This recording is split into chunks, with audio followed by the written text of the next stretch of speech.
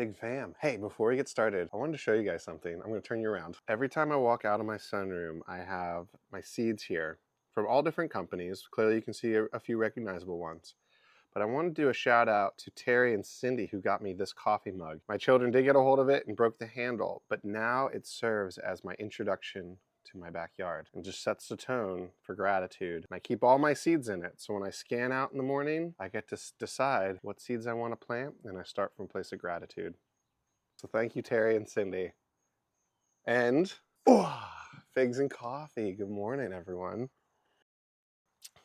So, because it's summer, because it's end of August, here in Wilmington, North Carolina, Zone 8B, we got through all my early ripening figs, and now we're starting to see what I call the heavy hitters. These are the figs that have a longer set time, and a lot of you actually ask me this question, which we'll get into today, is why aren't my figs ripening? And we can talk about that, but I am starting to get my white Madeiras, black Madeira types, even a few Coldadamas might be swelling soon, especially my Coldadama ramata. If you've been following me on Instagram, you can see a lot of my fig varieties that are ripening, and I'm starting to upload the shorts over here on YouTube as well. So if you guys really like figs, you really like learning how to garden and growing figs, like, subscribe. I'm here to help you grow a fig tree right in my backyard, to your backyard. So today I have a few things going on, and I'm actually just going to start introducing growing other plants as well, because not only do I grow figs, but I grow everything else. That includes fruit trees, that includes some ornamentals and succulents, and that includes garden varieties. So I'm going to move those out into my raised bed soon. But guys, I am in the thick of fig ripening season, and even things like this one right here, you guys won't believe it. It's in a 7-gallon pot. It's 7.5 feet tall. This is a rooted cutting of my Moro de Caneva, and that you can tell it's all new wood because this is all figs, figs, figs, figs, figs, figs, figs, figs, all the way up. And this brings me to a really important point, is that figs can ripen in their first year. And I normally tell people you might need to wait up to 3 years. A lot of trees that go in the ground will focus on growing for the first few years before maturing. But if you're growing figs in a pot, they will often mature faster. Oftentimes figs are propagated. They're not from seed. Sometimes in big box stores, they are from tissue cultures. But if they're from seed or tissue cultures, they may actually take a few years to produce some fruit. But because you're doing them for propagations, you're using mature wood that you're rooting, and it already, as it grows, thinks it's a mature tree. This is the same for citrus trees when you do grafting, same for persimmons. Anything that you are propagating or grafting mature wood to grow more thinks it's already a mature tree. Figs are the same way. So that's why oftentimes you can see figs fruiting in their first year. Like this Celeste down here. Like this Moro de Caneva that we just talked about. Like this Salce cutting here, like this Rosalino here that is covered in fruit, like this cherry cordial that I got from Lazy Dog, shout out to him. What a cool variety. Look how stout this is. It reminds me a lot of this Ruby Zorzite as well. These stout figs that are more flat and viscous, like you would think of like Tashkent, versus a longer turbinate variety like this Grigio, right? Or a perfectly round one like this Dodato. If I zoom you out here, you can see that I am dealing with some fig rust, but only in parts of it.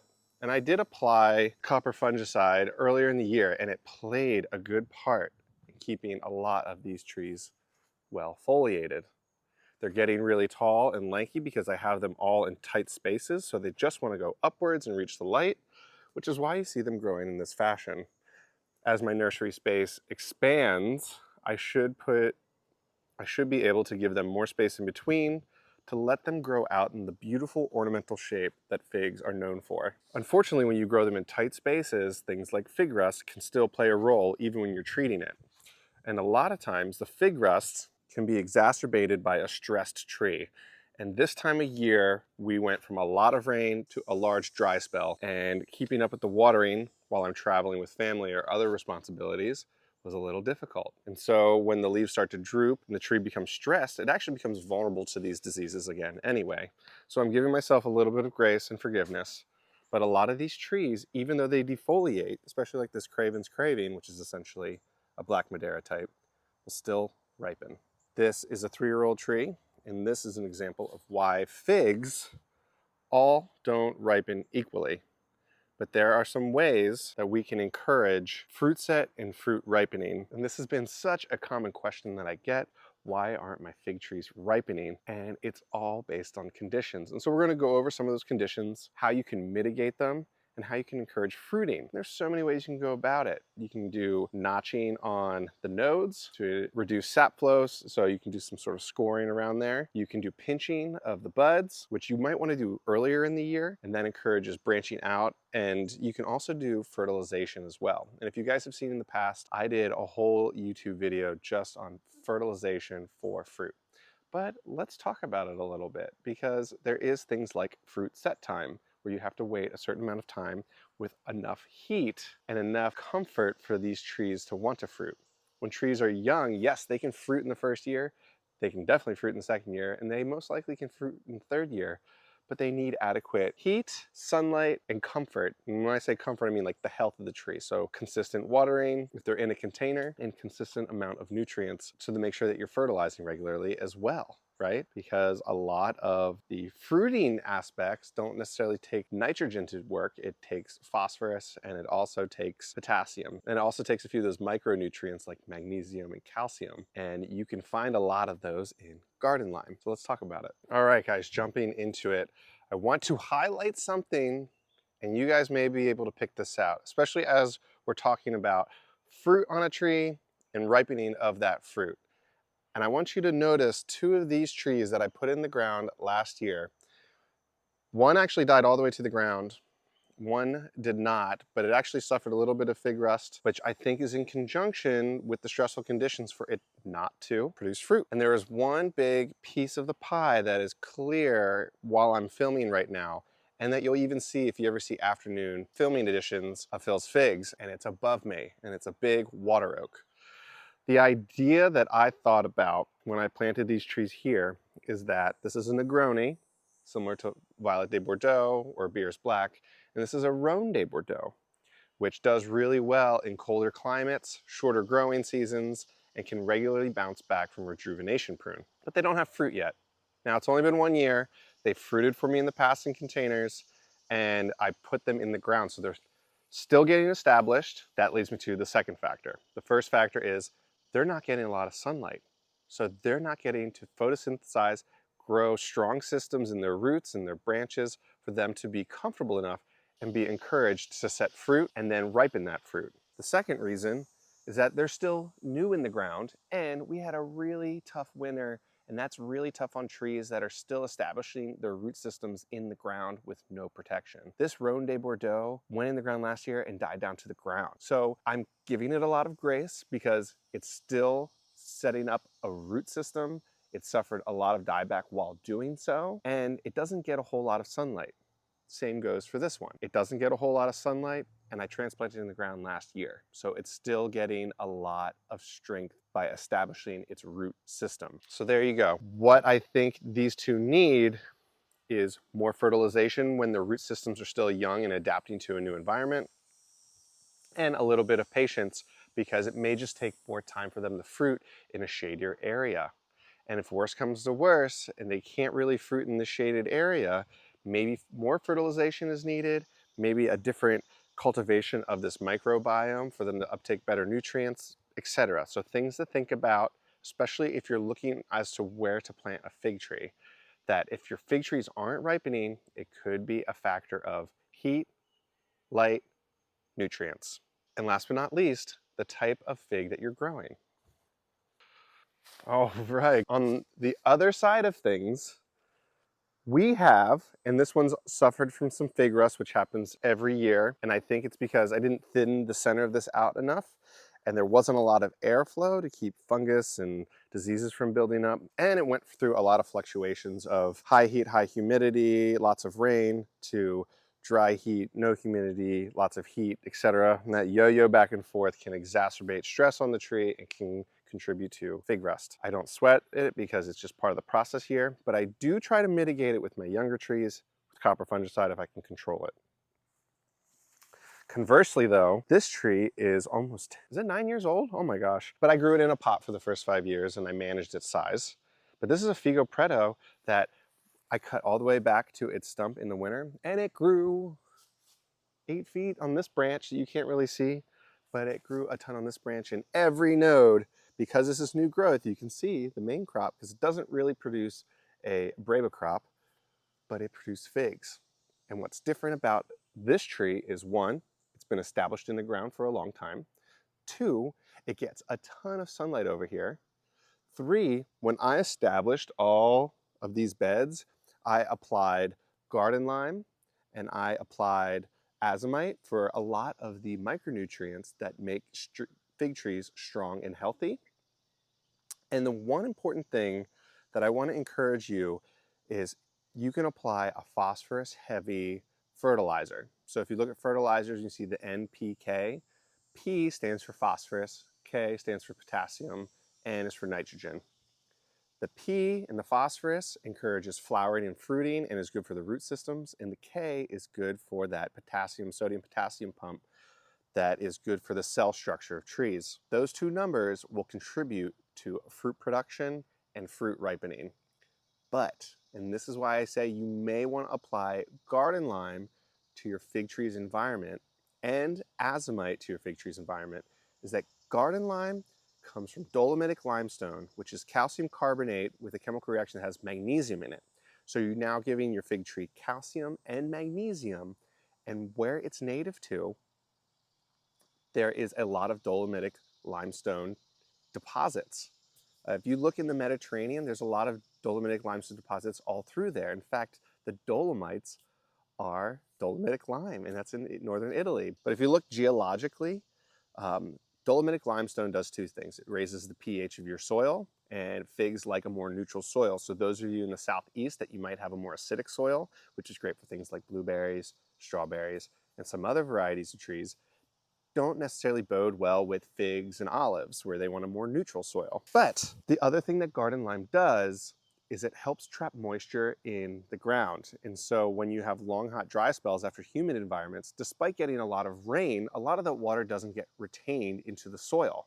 And so when that water doesn't get retained into the soil and well-draining soil, it still can stress the plant out, which is why sometimes when you're establishing a fig tree in the eastern coast of the United States and you don't have a lot of clay minerals, you still need to water regularly. Dolomitic limestone can help mitigate that, and it feeds your tree calcium and magnesium, which is also important for the fig tree's health, which encourages it for fruit production and fruit ripening. In fact, when you eat a lot of figs, they are high in potassium, they're high in magnesium, and they are a good source. In fact, when you're eating figs and you look at the nutrient aspects of figs, that is kind of what you want to be feeding the fig tree to begin with. Magnesiums, potassiums, for what it's worth, they do have calcium in their fibers for the fruit. So if your fig tree is not ripening the fruit or being encouraged to fruit, rather than doing notching, a fertilization method would be including azomite, which has all these micronutrients. It's volcanic ash. It's really healthy for anything you're growing, especially as we deplete soils over time with different fruit trees, fruit plants, vegetables. And then also applying garden lime, not just to raise the pH, but to fertilize your figs as well, because it's from an environment they're more used to, where they can take up those nutrients that eventually go into the fruits of the trees as well. So I want you to consider that. When I put in all these beds, I have a ton more sunlight. So now we're out of the shade of my water oak. These get a ton of sunlight now. They have a foundational bed that I mulch every year. I put dead leaves and things in it too. And then I've also layered with azomite, and I've layered with dolomitic lime or garden lime that I buy in a big 50-pound bag. So there was a lot of foundational building that went into this soil for these fig trees to be prolific. The other part of it is, even though I rejuvenation prune a lot of these figs, Figo Preto is a very precocious variety and likes to fruit. And Figo Preto also is an established tree. And so once it gets comfortable and established, it likes to grow in how it sees best. Once you have a fig tree that is established, it likes to fruit. That's the ultimate goal, because fruiting is part of the reproductive cycle of a tree or a plant. So when it gets ultimately comfortable, it will start putting out figs. Figo Preto is also a precocious variety, like I just mentioned, and different varieties like to ripen at different times. Lots of fig varieties will ripen in the first year for you, especially in a container. Some take a few years in the ground. Some just take a long time in general, like my Coldadams. They took 4 years in the ground before they ripened any fruit. Is it worth the wait? Absolutely. Are there other varieties that'll ripen in the first year for you? You betcha. So it's always fun having a few varieties of figs because they're going to ripen at different times for you. As they mature, they're going to get better and better.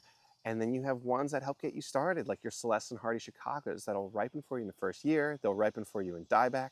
But things to keep in mind when you're planting a fig tree in the ground or keeping a container is what sort of nutrients is it getting, how much light is it getting, and how much regular water is it getting as well. Because the second trees get stressed, what do? They drop their fruit, right? Because it takes nutrients away from the tree. So they have to be ultimately comfortable to create abundance of fruit for the ecosystem and us to enjoy. So that was a lot of condensed information all at once, but the takeaways I want you to have is if your fig tree is not fruiting, don't start hacking it up right away. You can do pinching of the nodes, but it's a little late in the season for that to set the fruit. This video is more for if you have fruit and you're worried about it not ripening, apply some phosphorus heavy fertilizers. So looking for that middle number and that second number.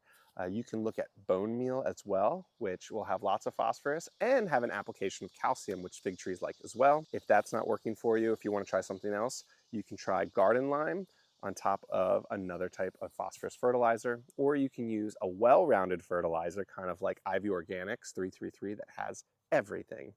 If you apply nitrogen this time of year, it will start producing growth on the plant side, not the fruit side. And unfortunately, depending where you are in the country, but most likely this will happen to you unless you're in Southern California or Florida, is that new green growth may not have enough time to lignify to get a bark system by winter. And when that first freeze happens, this green growth cannot sustain itself or go dormant for the next year. It has to have a bark layer to help it go dormant through the winter in colder climates.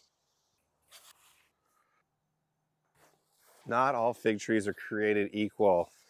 Look at this beautiful fig. It's called Regata de Salento, and it's been slowly ripening figs in an ever-bearing fashion. Hardy Chicago types do this, Rhone de Bordeaux will do this, Celeste will not do this, but some fig trees will ripen all their figs at once, and some will gradually ripen them as they're growing. And Regata de Salento, despite ripening in a cluster, will slowly ripen these figs over time, and every so often I will pick one off and it'll be ready for harvest to eat. It's a delicious variegated honey variety, which is really cool in contrast to Panache or Coldadama ramata, where it's more of a berry flavored Adriatic style fig that's variegated. And so I just love how this complements my garden. But this is a small tree, it's in a pot, and it's in its second year, and it's fruiting like crazy. Some fig trees will want to fruit earlier, and they may not grow as fast. And a good indication of it not growing as fast is because it's clustered like this. That growth rate is really slow and it puts fruit out as it goes. Conversely, you have situations where you do a rejuvenation prune after a winter, and this is my Smith. And sometimes with a rejuvenation prune, you may not see any fruit, or the fruit that gets set might be really late in the year and it may not ripen for you in its normal ripening cycle, like my Paradiso we'll talk about. But this is my Smith, and Smith is an amazing southeastern fig variety. It's got these beautiful ornate leaves. It's got a beautiful strawberry flavor to it, but if it dies back to the root ball, it'll focus a lot on growth and won't put out fruit. But this one is notorious for doing this in dieback. So I'm still growing it, but I'm looking into Texas BA1, which might be a little cold hardier than my Smith. But because Smith is so good, it's worth growing in the hopes that I'll get some fruit. As I mentioned before, this is my Paradiso fig, and it's not super cold hardy, but it does produce beautiful Adriatic style fruit. When I say Adriatic, right? Green skin, red interior. This variant of Paradiso is Paradiso Gene. It's a variety that I've coveted since I was on Figs for Fun, and I loved following Jean Jose's navigation of figs between this and his other favorite, Kathleen's Black, and a few other varieties out there, which is Noir de Carome, I believe. But this Paradiso variety was his version that matches Galacio's Paradiso from Pomona Italiana. When this does a rejuvenation prune, you can see that it's set fruit, and these are a little bit more turbinate than like a Paradiso bronze, but these ripen later in the year for me. But if I didn't have dieback, this tree ripens right about now. But because I had dieback, it focuses on its growth. And then when it's fully lignified and comfortable, then it actually sets fruit. And so you're actually seeing it almost might behave like a Breba crop, but I don't think it will. But this is new growth and this is new growth, but it's secondary new growth. So it almost looks like it would be Breba. But you can see that it grows a lot every year. And I want a mild winter so it doesn't die back, because I can tell you right now, this is one of the best Breba figs that I have. But if you're trying to get your figs to ripen, sometimes a rejuvenation prune, either through dieback or cutting them down to the ground, may not give you fruit that'll ripen for you. It may just stay on the tree, especially if you're in a shorter growing season, and by October it won't ripen. We have a long fall here, so I can hold out for it. But if you're in a shorter fall, you may not get the fruit, especially if you're in like the Chicago area, New England, and you're not doing measures to maintain heat for your figs to ripen. Right next to it, figs you can always count on are your hardy Chicago varieties. This one's called Brooklyn Park JD. I've had it for years. It dies back to the ground, it comes up, it produces figs. And this is something that I want to highlight too, is that different fig varieties have different fruit set times. Once the fruit is set, and you can see here, it's going to stay this size from anywhere from 45 to 60 days.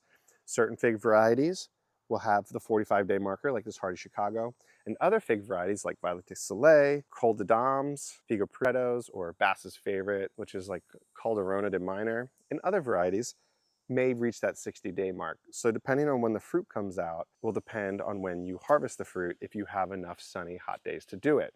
That's why if you talk to people who are like, what kind of climate are you in for figs? They'll encourage ones like hardy Chicago, not necessarily because they can tolerate really cold temperatures, but if you have a shorter fall, they will ripen earlier in the season for you. That's why I often recommend this. I recommend Celestes or any of the LSU ones that have a lot of the Celeste genes in the breeding program there, because they ripen earlier in the year. So if you have a fig variety that you're not quite sure of, never ripens for you, you might want to switch it up or find out exactly what it is and consider either growing it in a container or giving it the nutrients we talked about earlier in the growing season, maybe mid-spring, rather than giving it maybe some nitrogen in the spring. So something to change up next spring, but encourage a lot of this fruiting now is making sure you have warmth, heat, light, garden lime, and phosphorus heavy bone meal. If this was really helpful for you guys and I showed you a few examples, reach out with questions in the comments, like, subscribe. I'm here to help you grow a fig tree. Thanks, Fig Fam.